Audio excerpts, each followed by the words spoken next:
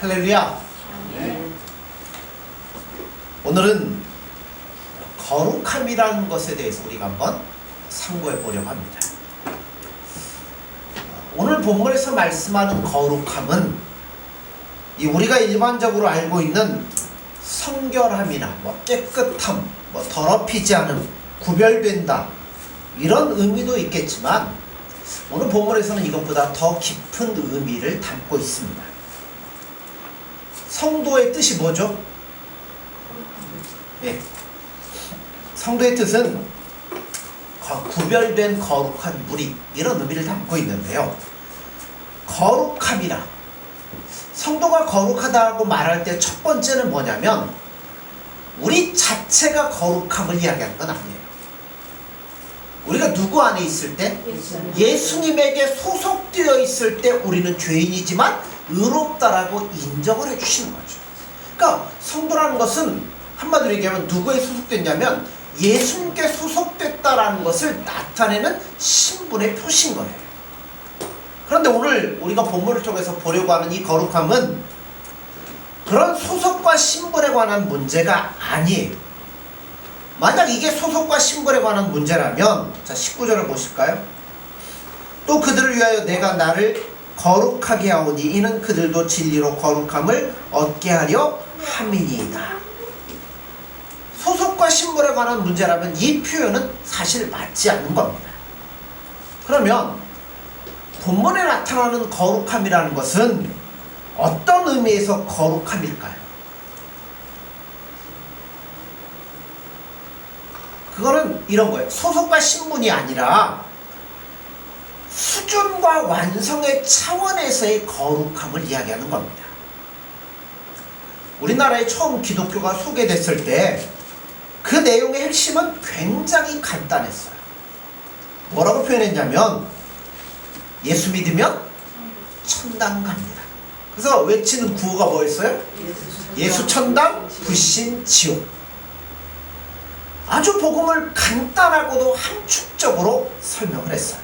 그러니까 어떻게 보면 예수 천당, 불신 지옥은 초대교회 구호와도 같았습니다. 그런데 자 여기에서 한 걸음 조금 더 나아가서 교리적으로 들어가기 시작하면서 천주교와 우리가 어떻게 다른가 하는 것에 초점을 맞추기 시작했어요. 우리는 여러분 우리 행위로 구원받습니까? 아니면 은혜로 구원받습니까? 그렇죠. 우리는 예수님의 크신 은혜로 말미암아 천주교와 다르게 구원함을 받았어요. 그러니까 우리가 얻은 구원은 행위로 얻은 구원이 아니라 은혜로 얻은 것이며 또 우리가 몇 주 전에 봤던 것처럼 하나님께서 우리를 택하시고 예정하신 것이기 때문에 이것이 결코 취소되거나 변질되지 않는다는 예정론이 한동안 한국교회에서 많이 집중되었습니다. 자, 예정론이 한동안 이제 강조되다가 그 다음에 등장하는 게 뭐였겠어요? 그 다음에 등장하는 게 구원의 확신이에요. 우리가 예수님을 믿으면 우리의 운명이 취소되거나 변경되지 않는다는 기쁨과 또 하나님의 자녀가 되었다는 뭐를 가지냐면 확신을 가지라는 거예요. 그래서 그 확신 아래에서 우리가 뭐 하냐면 봉사하고 전도하고 헌신하고 열심을 다하라고 강조를 해왔습니다. 그러나 어떻게 보면 그런 부분에 너무 초점을 맞춘 나머지 오늘 한국교회 구원에 대한 혼동을 가장 많이 가져왔던 것이 이 부분이 아닌가 생각이 듭니다. 여러분 구원은 확신으로 끝나는 것이 아니에요. 자, 내가 예수님 나의 구원자가 되시구나. 내가 이런 죄악 가운데 살고 있구나. 그거를 예수님의 은혜로 말미암아 깨달을 때 우리가 얼마나 기뻤어. 예수님 앞에 울며 불며 몸부림치며 예수님 기뻐하는 뜻대로 살겠다고 결심하며 다짐했던 때가 얼마나 많습니까? 그러면 확신만 갖고 살면 됩니까? 아니죠. 확신은 제가 늘 뭐라고 그래요? 시작점이라고 말씀하잖아요. 예수님의 은혜로 말미암아 내가 구원받은 하나님의 거룩한 백성이 되었어. 너무나 감사하구나. 그러면 그걸로 신앙이 끝나는 게 아니에요. 그때부터 뭐 해야 돼요? 출발점이에요. 목표를 향하여서 나아가셔야 된다는 거예요. 그럼에도 불구하고 이것이 확신이 완성인 양 생각하는 바람에 지금은 흐지부대 있지만 옛날에 베레아라는 이단 집단이 있잖아요. 이런 집단들이 생겨나게 됐습니다. 그래서 그들은 이런 질문을 해요. 어떻게 질문하냐면 이렇게 질문합니다. 자, 여러분 예수님 믿는 사람으로 다 여기 앉아 계시죠? 여러분 의인입니까? 죄인입니까? 여러분 의인이세요? 죄인이세요? 뭐라고 대답하시겠어요? 예, 베레아 집단은 죄인이라고 그러면 굉장히 혼을 냅니다. 어째서 우리가 죄인입니까? 의인이? 물론 맞죠. 그렇죠? 어떤 의미에서 의인이에요? 예수님으로 말미암아 의인이 된 거예요. 우리 행위로 말미암아 된 게 아니라 예수님의 은혜로 말미암아 의인이라는 자리에 들어서게 됐습니다. 그러나 이것은 어디까지나 신분과 소속에 대한 문제예요. 수준에 관해서는 아직 멀었다는 겁니다. 그래서 오죽하면 사도 바울이 자신을 걸어서 뭐라고 그래요? 내가 죄인 중에 괴수라고 그랬어요. 그러면 여러분 이 말을 했던 바울이 구원을 얻었습니까? 못 얻었습니까? 얻었죠. 구원을 얻었으나 아직 완성적인 차원에서 볼 때는 멀었다는 거죠. 그래서 그런 차원에서 볼 때 자기가 아직 죄인 중에 괴수라고 바울이 자신을 두고 설명을 했던 겁니다. 그러므로 오늘 이야기하는 구원은, 이 거룩함이라는 것은 완성된 차원에서 우리가 어느 수준에까지 올라가야 되느냐는 그 부분에 관한 이야기예요. 예수님의 비유 중에 이런 비유가 있습니다. 주인이 와서 식사하기 전에 종이 먼저 식사를 하면 됩니까? 안 됩니까? 안 되죠. 주인이 오면 어떻게 해야 돼요? 주인의 수발을 들고 손 씻을 물을 갖다 주고 식사를 대접하고 주인이 다 먹고 나면 그 다음에 뭐예요? 그걸 치우고 종이 식사를 하게 되는 겁니다. 그때 주인이 그래, 야, 너 오늘 잘했느니라. 그러면 종이 뭐라고 그러겠어요? 종이 이렇게 대답을 하죠. 그저 무익한 종입니다. 내 할 일을 했을 따름입니다. 그러므로 여러분 우리 신앙이라는 것도 마찬가지라고 생각이 돼요. 이제 이만하면 됐다는 마음을 여러분 우리는 가질 수가 없어요.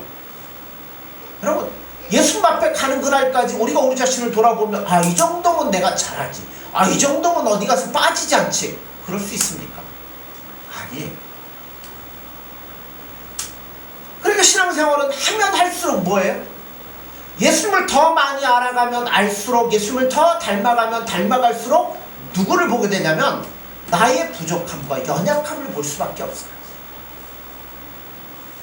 그러니까 신자는요, 야, 내가 오늘 신앙생활 잘했다가 아니라 오늘도 예수님을 내가 더 많이 알아간 만큼 내가 예수님 앞에 더 예수님 기뻐하는 뜻대로 살아가지 못하는 나의 모습을 발견하고 거기에 대해서 뭐 하는 거예요? 몸서리 치는 거예요. 내가 왜 이렇게 이 정도밖에 안 돼요? 예수님은 나를 너무나 사랑하셔서 이렇게 은혜를 주셨는데 나는 예수님 사랑한다고 하면서 예수님 기뻐하는 뜻대로 산다고 하면서도 왜 이 정도밖에 못하고 넘어질까? 그래서 늘 안타까워하며 그 싸움에서 이기려고 늘 씨름하는 게 신앙생활의 모습인 겁니다. 바로 이러한 철저한 깨달음과 넘어짐이 우리 가운데 있어. 그러니까 누구를 의지할 수밖에 없어요? 그래서 더욱더 예수님을 사랑하게 되고 더욱더 예수님을 붙잡게 될 수밖에 없다는 겁니다. 우리는 뭘로 사는 거냐면 은혜로 사는 거예요. 그죠? 내가 이렇게 노력하고 해도 또 넘어지고 좌절하니까 예수님의 은혜가 아니면 살아갈 수 없으니까 다 예수님을 붙잡고 그 은혜로서 사는 겁니다.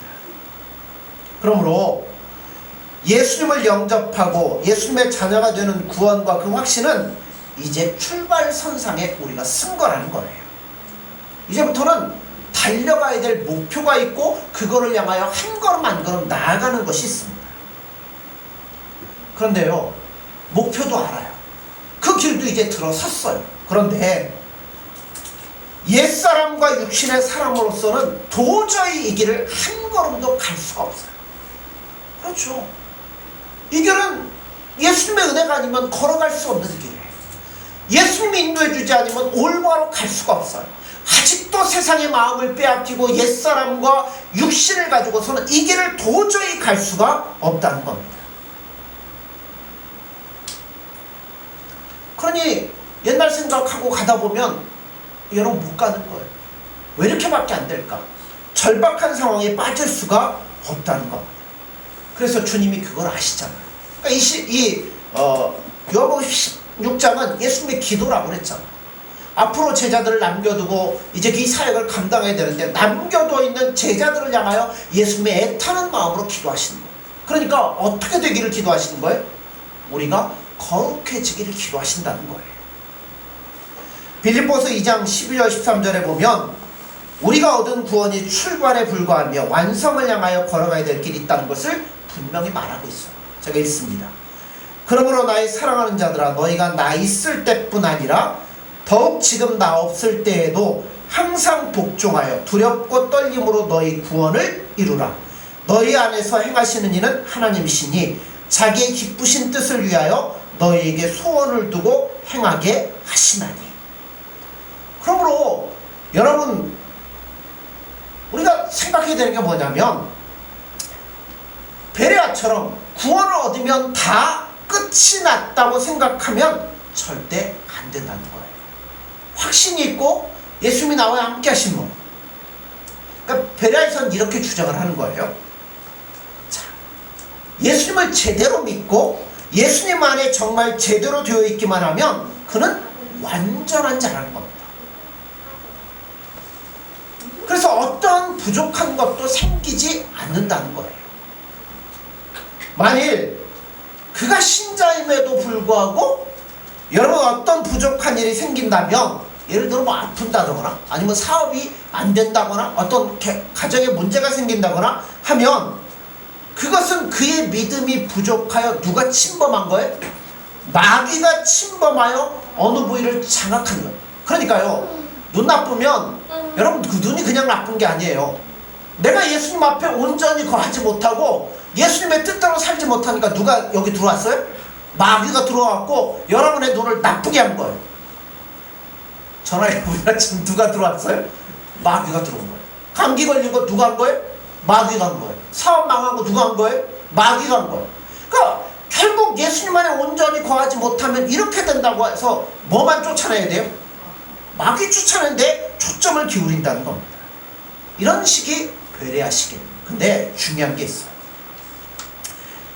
이렇게 말도 안 되는 사상에, 이런 생각에, 주장에 그토록 영향을 끼치고 많은 사람들이 미혹되는 이유가 뭘까요? 왜 신천지에 사람들이 그렇게 많이 갈까요?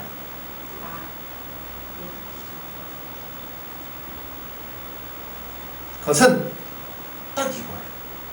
결론적으로 우리가 진리를 소원하는 자가 아니라, 예수님을 소망하는 자가 아니라 내 욕심과 욕망에 초점을 두고 있기 때문에 미혹해서 넘어지는 거예요. 신천지 가면 다 어떻게 돼요? 막 자기 재산 다 털어 넣어야 되죠. 근데 왜 사람들이 거기다 다 그걸 털어 넣을까요? 예, 나중에 열심히 신앙생활하고 14만 4천 원에 들어가면 신천 신제가 이루어질 때 뭐 한다고요? 엄청난 고을을 다스리는 주인이 된다는 겁니다. 그러니 그 안에 들어가야죠. 들어가려면 뭐 해야 돼요? 열심을 내. 재산 갖다 바쳐야죠. 신천지 포교했고 사람들 데려와야죠. 여러분, 거기에 최고의 정점에 뭐가 있냐면 내가 있는 거예요. 내가 누리고 내가 뭔가를 원하고 내가 그것들을 얻으려고 하는 그 욕심과 욕망이 예수님의 자리를 대신하고 있기 때문에 미혹을 받아서 넘어질 수밖에 없다는 거예요. 그 사람 생각은 그거예요. 하나님 안 해주시면, 귀신이든 마귀든 좋으니 이 병만 낫게 해주시면 밥 씻은 물이라도 내가 먹겠습니다. 욕심과 욕망에 사로잡히기 때문에 진리를 놓치는 거예요.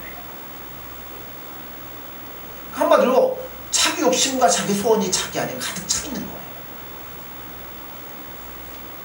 이거를 신앙이라고 이야기할 수는 없습니다.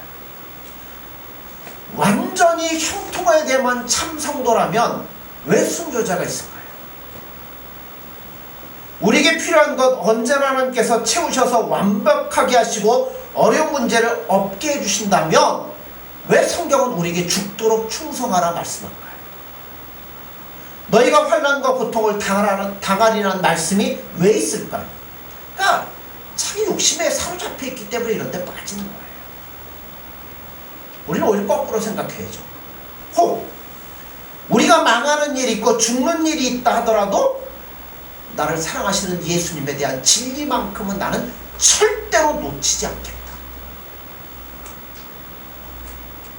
그러니까 이 진리를 놓아버리고 어리석은 것을 따라가기 때문에 미혹을 당하게 되고 베레아식 같은 그런 어떤 이야기들이 나오게 되는 겁니다. 그러므로 우리는요, 누구만 봐야 되냐면 예수님만 보는 거예요. 예수님만 의지하고 나아가면, 예수님의 뜻이면요, 아직 삼성보다 내가 못할 게 뭐 있겠습니까? 예수님의 은혜, 예수님이 원하는 뜻이라면 얼마나 주실 수 있는 분이죠. 그러니까 모든 걸 예수님 앞에 맡겨놓고 예수님만 붙잡고 우리가 나아가야 돼요. 그래서 나의 이해관계와 소원과 욕심에 따라서 이 진리가 흔들리고 영향을 받아서는 안 되는 거예요.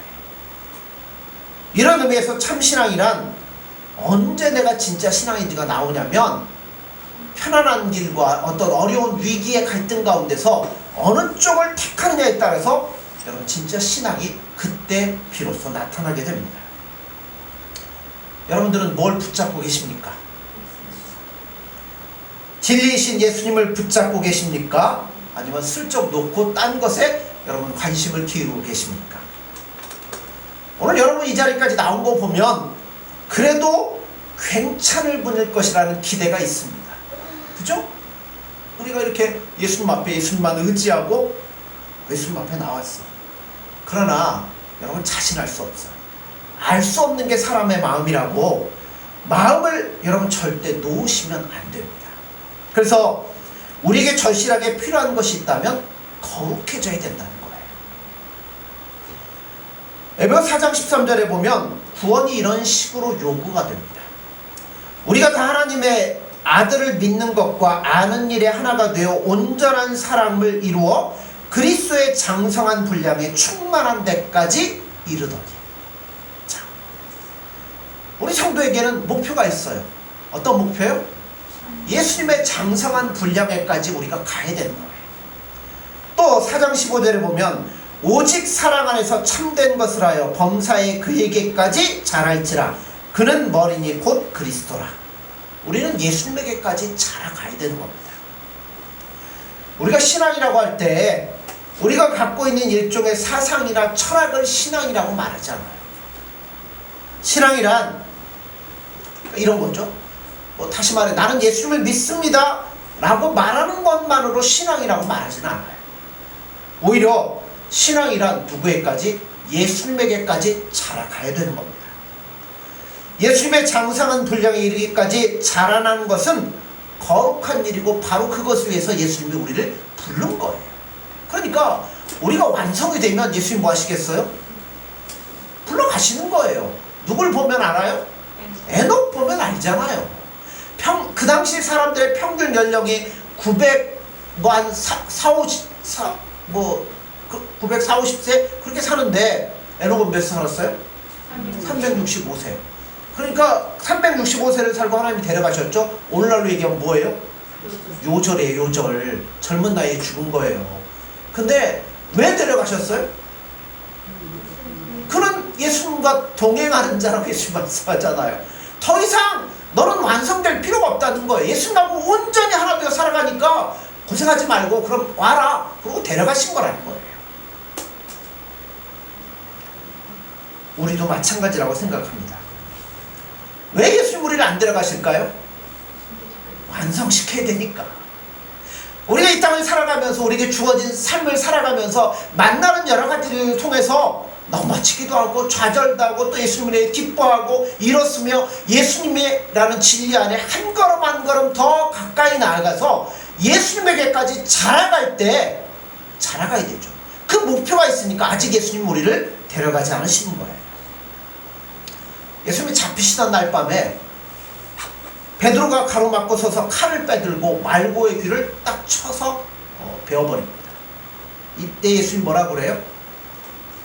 그 귀를 다시 붙여주시면서 이것까지도 참으라 라고 제자들에게 말씀합니다. 무슨 이야기냐면 신자는요 복수심으로 다른 사람을 대하는 자가 아닙니다. 우리나라 사람들은요 회의를 잘 못해요. 왜 못하냐면 반대 의견이 나타나면 뭐예요? 다 원수예요. 우리가 며칠 전에 이제 대선이 끝났잖아요. 우리나라 참 걱정해요. 이제 앞으로 잘 통합을 해야 되는데 둘로 갈라졌잖아요. 지금 이쪽 편 뭐 찬성하는 사람도 있고 반대하는 사람도 있죠. 그러면 이런 부분에 찬성, 이런 부분을 반대하고 이렇게 잘 어우러져 가야 되는데 서로가 서로를 뭐라 그래요? 원수처럼 여기잖아요. 적처럼 여기잖아요. 그래서 우리가 뭐가 필요하냐면 웃고 참으며 말하는 훈련을 해야 됩니다. 저절로 되는 일은 절대 없어요. 그냥 있으면 절대로 되지 않으니까 뭐에 대한 연습을 해야 돼요. 나오지 않는 웃음도 억지로 짓는 훈련을 해야 되고요. 그 다음에 안 참아지는 것도 참으려고 스스로 쳐서 복종시키는 것들이 있어야 돼요. 여러분 예수님 안에 살아가는 것도 마찬가지. 가만히 있고 예수님 사랑한다고 고백만 하면 다 되는 거 없어요. 훈련을 해야 돼요. 억지로 웃어야 되고요. 그 다음에 나를 쳐서 복종하면서 끊임없이 예수님이 기뻐하는 수준에까지 자라가려고 노력을 해야 된다는 거예요. 성경에 보면 우리가 참 지키기 힘든 말씀들이 있어요. 오른뺨을 치면 왼뺨도 갖다 대라고 그러죠. 뺨 때리는 건 아프라고 때리는 게 아니에요. 모욕적인 의미예요. 근데 그것도 뭐 하라고요? 참으라는 거죠. 또 속옷을 달라 하면 겉옷도 주라고 했어요.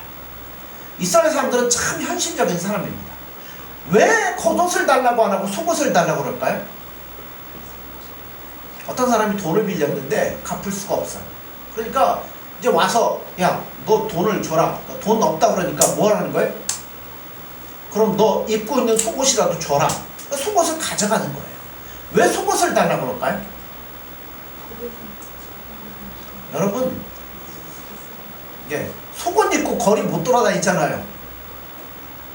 그러나 겉옷은 속옷 안에 안 입어도 겉에 입으면 뭐 할 수 있어요? 돌아다니고 활동은 할 수 있잖아요.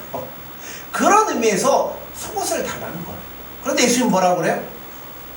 속옷 달라고 하면 겉옷까지도 줘버려. 또 누가 억지로 오리를 가자고 할 때는 심리도 가져라. 억지로 오리를 가는 것은 그 당시 로마가 이스라엘 로마의 속국이었잖아요. 그러니까 로마 관리가 와서 아무나 붙잡고서 너 이거 이렇게 해라. 그러면 오리까지는 가줄 수 있어요. 그 한계를 넘어가는 건 하지만 못하도록 돼 있어요. 법으로. 그런데 예수님은 성도들은 심리까지도 가주라는 겁니다. 우리는 이런 의미에서 세상의 권세와 물욕과 복수심에 세방되는 장성한 자리까지 갈 수 있어야 됩니다. 그렇다면 우리를 돌아봐야 돼요. 자, 여러분 예수님 사랑하시죠? 그러면 우리가 뭐가 변했는지를 보셔야 돼요. 늘 기도하고 우리가 사도신경 주기도문 외우고 항상 성경을 들고 다니는 반면에 내가 그렇게 예수님 사랑한다고 하면서 나에게 변화된 모습은 얼마나 있는가, 이것도 돌아보셔야 되는 거예요. 변한 것이 없다면 내가 믿고 있는 것과 외우는 것이 아직 내 것이 되지 않았다는 겁니다. 여러분 많이 알고 있고 많이 외우고 있고 스스로 많이 안다고 여러분 오판하시면 안 돼요. 나의 삶 중에서 또 대화 중에서 점점 과거와는, 예수 믿기 전과 처음 믿을 때와는 점점 내가 바꿔져 가야 되는 거죠. 달라져 가야 된다는 거죠. 이게 우리 싸움거리예요. 잘 안 되잖아요. 그래서 여러분 안 되는 게 우리 모습. 그래서 예수님께 매달릴 수밖에 없고, 그래서 예수님도 우리에게 뭘 요구하냐면 나에게까지 오는 수준에까지 너희가 올라와야 될 거 아니냐. 그래, 그걸 위해서 예수님도 기도하고 계시다는 겁니다. 오늘 현대인들은 생각하기 싫어하는 병이 있는 것 같습니다. 아파하지 않고요, 잘하려고 싸움하고 몸부림치지 않는 게 병입니다. 우리가 때로 설교를 듣고 감동해서 마음에 결심을 할 때도 있잖아. 아, 그래, 내가 이렇게 살아야지. 결심을 하고 돌아가는 것만이 신앙의 전부라고 생각하지 말으셔야 돼요. 오히려 그렇게 결심하고 갔다가 해도 안 돼가지고 깨지고 넘어지고 상처받아가지고 주님 앞에 울며 불며 나오는 모습이 우리 가운데 있어야 됩니다. 결심만 했다고 세상에 나가서 모든 게 신앙대로 잘 될 것이라는 것은 여러분 할 수가 없어요. 왜냐하면 여러분 내가 결심하는 것보다 세상은 뭐예요? 더 크잖아요. 더 크고 능력 있는 모습으로 나에게 덤벼드는데 여러분 결심했다고 해서 내가 그거 다 이기고 나갈 수 있다고 생각하시면 절대 안 돼요. 여러분 예수님의 제자들이 예수님 바로 옆에서 목격하잖아요. 오병이어 떡 떼어주는 것도 보죠. 뭐 병든 자가 낫는 것도 보죠. 그런데 여러분 예수님이 제자들과 배 타고 갈 때 예수님은 주무시고 풍랑이니까 제자 어때요? 목격을 했음에도 불구하고 이걸 결심했음에도 불구하고 안 되더라는 겁니다. 우리도 똑같아요.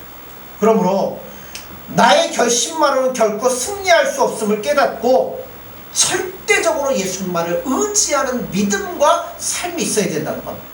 그래서 예수님 함께 해주셔야 이길 수 있어요. 그런데 세상에 나가서 이런 싸움 시도해보니까 아예 안 싸우면 이런 고민이 없잖아요. 그러면 신앙이 성장할 수가 없어요.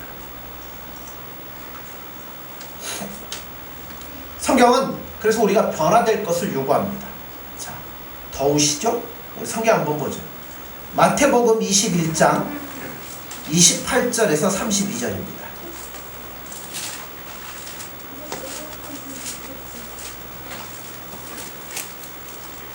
마태복음 21장 28절에서 32절입니다.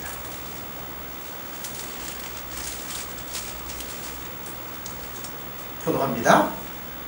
그러나 너희 생각에는 어떠하냐? 어떤 사람에게 두 아들이 있는데 맏아들에게 가서 이르되 예 오늘 포도원에 가서 일하라 하니 둘째 아들에게 가서 또 그와 같이 말하니 대답하여 이르되 실소이다 하였다가 그 후에 뉘우치고 갔으니 그 둘 중에 누가 아버지의 뜻대로 하였느냐? 이르되 둘째 아들입니다. 예수께서 그들에게 이르시되 내가 진실로 너희에게 이르노니 새들과 창녀들이 너희보다 먼저 하나님의 나라에 들어가리라. 같이 봅니다. 요한이 의의 도로 너희에게 왔거늘 너희는 그를 믿지 아니하였으되 세리와 창녀는 믿었으며 너희는 이것을 보고도 끝내 뉘우쳐 믿지 아니하였도다. 아멘. 자, 한번 이렇게 하면 아는 것과 사는 것에 대한 이야기예요. 하나님께서는 우리에게 감동을 주시고 결심을 주셔서 변화된 삶을 살아가기를 원하십니다. 그런데 이것이 그냥 되는 게 아니에요. 왜 우리가 이 땅을 살아가면서 예수님 믿는데 어려운 일들이 있을까요? 온갖 고난을 통해서 이 일들이 이루어지고 다듬어지고 만들어져 가기 때문에 그렇습니다. 빌립보서 1장 29절 30절에 보면 그리스도를 위하여 너에게 은혜를 주신 것은 다만 그를 믿을 뿐 아니라 또한 그를 위하여 고난도 받게 하려 하심이라. 너희에게도 그와 같은 싸움이 있으니 너희가 내 안에서 본 바요 이제 내 안에서 듣는 바니라. 그러니까 예수님은 우리가 장성해지기를 원해. 변화되기를 원해. 수준에 올라가기를 원해. 그러다 보니까 때론 우리에게 이런저런 일들을 통해서 우리를 연단하고 단련하시길 원하시기 때문에 그런 것들이 우리 안에 허락이 되어지는 겁니다. 하나님께서는 모세가 없이도 출애굽을 행하실 수 있어요. 에스더가 없이도 하만의 손에서 이스라엘을 구원하실 수 있습니다. 그러므로 출애굽 사건은 모세가 있었기 때문에 가능한 것이 아니고 에스더가 있어서 이스라엘이 하만의 손에서 구출함을 받은 것이 아니에요. 전적인 예수님의 은혜입니다. 그러면 왜 모세는 썼고 왜 에스더는 썼어요?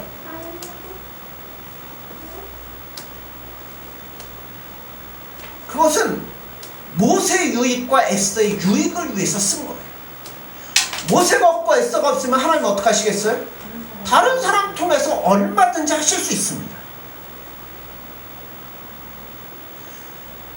아무리 유능하고 훌륭한 사람인 것 같아도 하나님이 쓰지 않으면 아무짝에 쓸모가 없습니다. 근데 우리가 보기에 저런 사람 할 수 있어도 하나님이 쓰여진다는 겁니다. 그러므로 스스로 자극하지 마세요. 하나님이 우리 붙잡으시면, 예수님 우리와 함께 하시면 얼마든지 예수님 기뻐하는 뜻대로 사용될 수 있습니다. 여러분, 우리가 주님의 일을 많이 하면 누가 유익이 되겠어요? 뭐 어떤 사람들은 예수님께 유익이 된다고 하지만 그렇지 않습니다. 자기 자신. 바울이 복음을 전하다 마지막에 어디 갇혀요? 로마의 감옥에 갇힙니다. 거기서 뭐 했어요? 신세한탄하고 있었어요? 아니죠.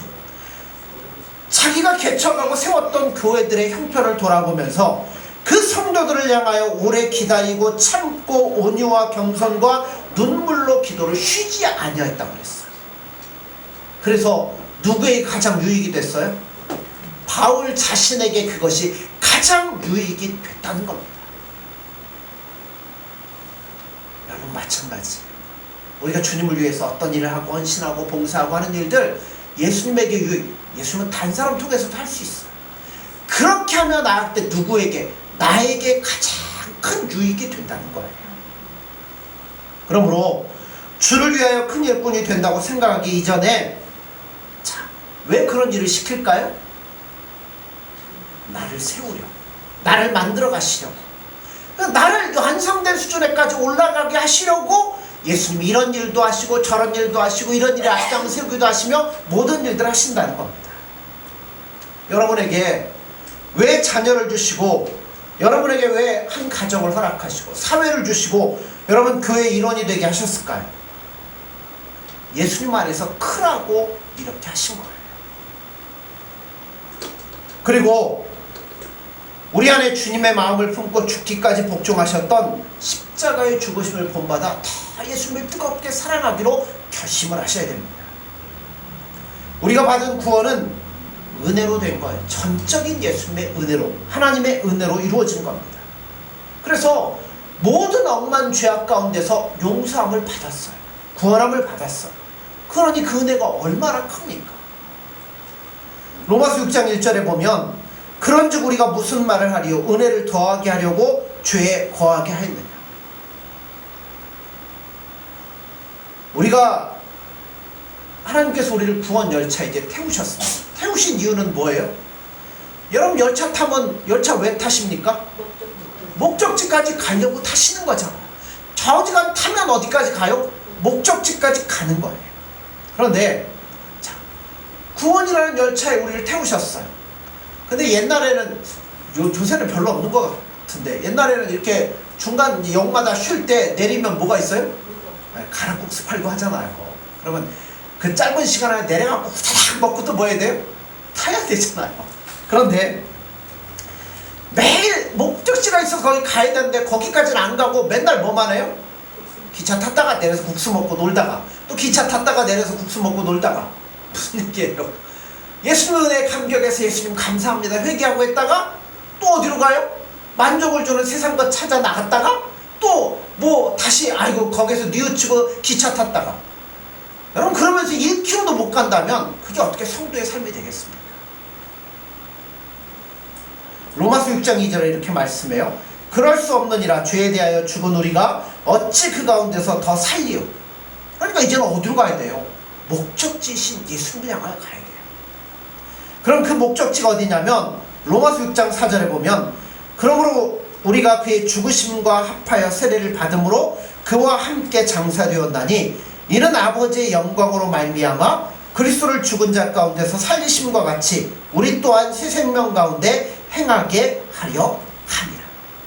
그러면 우리는 이제 거룩한 자로 살아가야 되는 겁니다. 우리는 분명히 가야 할 목적지가 있고 길이 있는 성도들입니다. 그럼에도 불구하고 가야 될 곳 가지 않고 세상으로 나가면 그럴 수 있죠. 우리도 목표 알아요. 근데 맨날 목표만 보고 제대로 갑니까?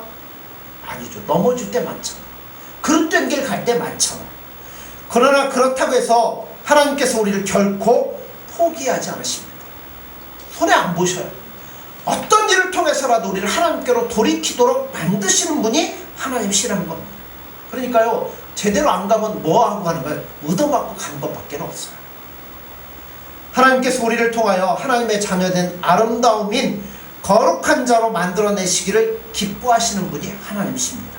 그러므로 오늘도 우리가 예수님 바라보시고 우리가 진리이신 예수님에게 떠나 어리석은 것을 우리의 마음과 생각 빼앗기지 마시고 예수님이 거룩해서 너희들 내 수준에까지 빨리 올라와라. 그래서 오늘도 우리를 놓지 않고 이끄시는데 이 신앙의 길에 순종하시고 온전히 매달리셔서 여러분 우리 다 예수님께까지 예수님의 장성한 분량에까지 우리가 다 자라갈 수 있는 저와 여러분 되어지기를 간절히 소원합니다.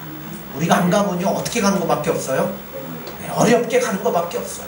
왜 같은 길 가면서 어렵게 가십니까? 여러분 더 예수님께 마음을 두시고 우리가 이 길을 기쁨으로 걸어갈 수 있는 저와 여러분들이 되어지기를 간절히 소원합니다. 기도하겠습니다.